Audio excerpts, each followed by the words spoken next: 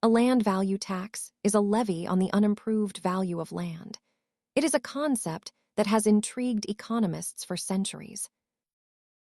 Often abbreviated as LVT, this tax focuses specifically on the ground itself, ignoring any buildings or improvements placed on top of it.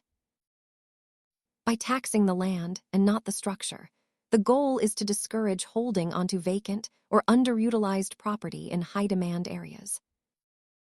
Proponents argue that this system encourages property owners to develop their land productively rather than waiting for values to rise without effort. Standard property taxes essentially tax you more for building or upgrading your home. Land value taxes do not punish you for improving your property. Under a pure land value tax, the tax bill remains the same for the plot, regardless of what you build on it.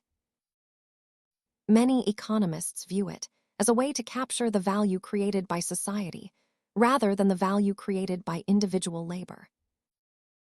While rarely implemented in its purest form today, understanding land value tax helps explain debates over urban development. Thanks for watching.